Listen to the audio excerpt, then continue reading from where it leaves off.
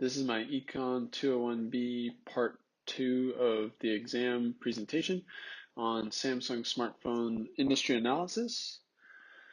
And uh, the industry characteristics of this oligopoly is that there's not many competitors in the industry. There is a lot, it seems like, to most people, considering there's like LG, Sony, Vivo, Apple, and some other big names, but it really boils down to just three main ones, which is Samsung and Apple, which is worldly known by many people, and also another company called Huawei, which is I don't know if I'm pronouncing that correctly, but is a Chinese-based smartphone technology company and is very popular. And the product itself is very unique. Samsung's products.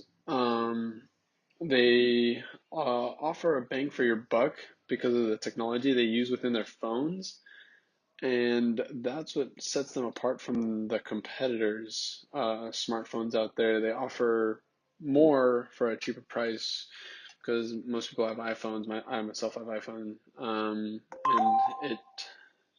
uh, they charge like around almost over $1,000 now for these phones, where Samsung's still keeping it at about $700-800, um, or slightly more depending on the size of the phone you get for storage.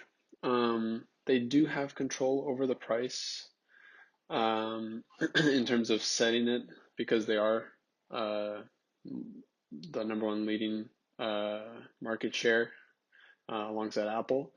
And the barriers to entry is very high because of the resources and startup money you need to be able to produce these products.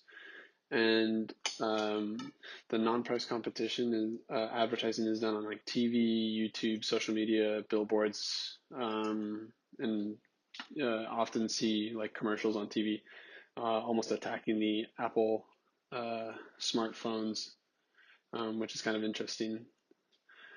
And then this was the 2017 total smartphone industry revenue, which was $488 billion.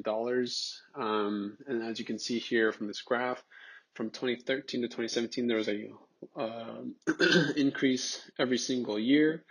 And I believe 2018 is projected to be like 500 and it's like a high 500 billion to $600 billion revenue. And then their main revenue sources are through carriers like AT&T, Sprint, Verizon, T-Mobile. That's where most people get their phones from.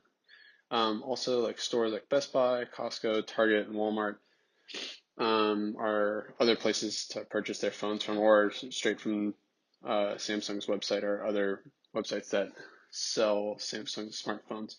But as you can see here in the chart below, the 2017 year, not the 2018 fall, because I went off of 2017 since it was a completed year.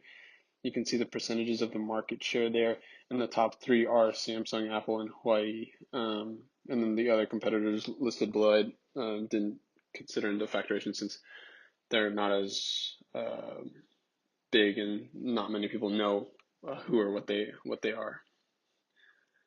And the cost examples for the fixed costs are the facilities and employees, but for the variable costs, it would be like their resources, production, and marketing. Since technology is consistently changing, the price of those products will change.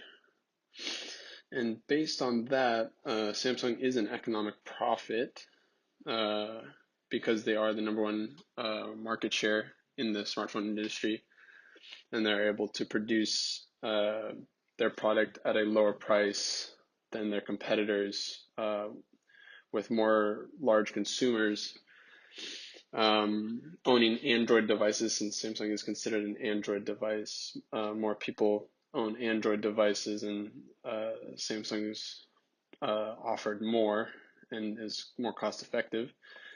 And the only changes that are happening is since it's all technology, it's becoming more advanced, and every month there seems to be like something else coming out, and it gives the consumers better ability to access those products. And then lastly, these are the sources for those. I believe some of these sources at the end there, it says 2008, but I know for a fact, if you click on those links, they are from that date to 2017. They're updated often, so they're up to date and current. And that was my presentation for the Samsung industry, and thank you.